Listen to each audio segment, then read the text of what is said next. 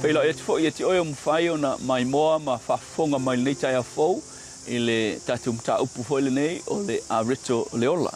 O le tusi fai tau mai le ia kopolo mta upu momua lon fai upe luas fultolu, luas fultasi whapea. Awa ai se tasi whalongolongo i le upu ai le ana iai e tusa ia ma le tangata ua wa ai le faata i ona lava mata ua whanau mai maia. Awa ua ai o ia te ia o nā lu ese lea ua ngaloloa le winga o na mata. O le mta upu te fie so soani mo o e whapea o lau Tusi Paia lea e te whaitau ai o le faata whaaleanganga lea mo oe. Inoi whapea lava o le tā ua o le faata foi lea i tai ao a wai lea isi so i tātou e le mana o mia le faata.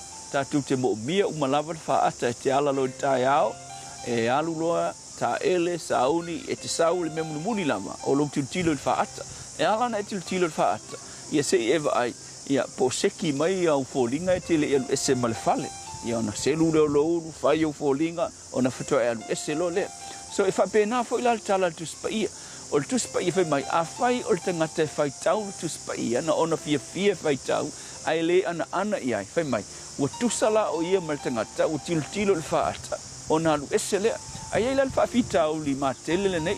O le tele o teimi te whaitau le Tusi Paia. A e whaitau le Tusi Paia. E te whaitau le Tusi Paia ma e wa ai i mea lai whautua ma le Tusi Paia. E tele na e manatu. O le mea tonu lava le e whaite. E whaitau i leisi tangata. Ia sau se mea whai na whapea ia. E whaitau i tonu ale mea le leisi tangata. Usa e ke whaitau i se mea. E ke fia tau atu i tangata. Ni mea se o lo tau ma le Tusi Paia e winga ia te ilatou. A se asea.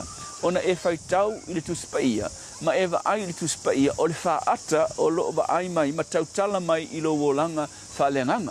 So le au tūla le mo o le tai au le nei, a e toi whaitau Tusi Paia. Au e ke kau mawhai whaitau ma e wa ai fua i le atau isi tangata.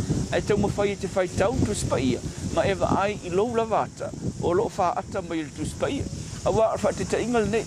E ese teimi ai whaitau Tusi Paia, a tilo le faata le tai au pe o e rasla e alu linga luenga, e latu selu lo ulu.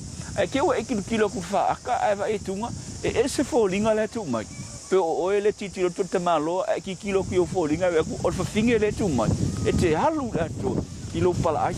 Ai sea, a wafoi e se fōlinga i ke wa ai ku whaata. E whapena umalava la, le afionga le tua, le tala whea ngai, ma le pāleni. O lo tau mawhai e whaitau Tusi Paia, ma e wa ai ingi mea, e tingi ai stagata. Ai o le lui mo oe, a e whaitau Tusi Paia, ia e loa, o le whaata whaaleanganga le tua, o lo whitalai mai e te oe, ma whai mai e te oe, ma ai o matanae e le o le leili whainga, ia wa ai lo ulu nā, tusala, whapena umalava Tusi Paia, o lo whitalai mai, ma tau mai e te oe, lo o langa, ma mea te tau unga avesea, ma mea te tau na whaalelei o lo o langa. Ia whaile upo le tua mo oil ni tai au, a whaitau lau Tusi Paia, pe ki alu ma lau Tusi Paia, i te tonu lau telefoni, wa tele te ngata ua tua lau Tusi Paia i telefoni. Whaitau sina upo le tua, ma e whai le tua, whitalai mai i atea. Ai aue ki whape le tua, whitalai mai se upo so whai. E le leanga le melena, ai a whape o le tele o taimi. E te whaitau lau Tusi Paia, mō tangata, lona winga, ua le au ngāla le Tusi Paia mo oe, o le whaata mo oe. Yesu, whamanuia si o mātou o te nuu, ia whaila ua fionga ma whaata mātou te wawa ai fo i lava i mātou i mea whaale tonu i o mātou o langa. Whamanuia, Samoa, ona o lo suafa Yesu. Amen.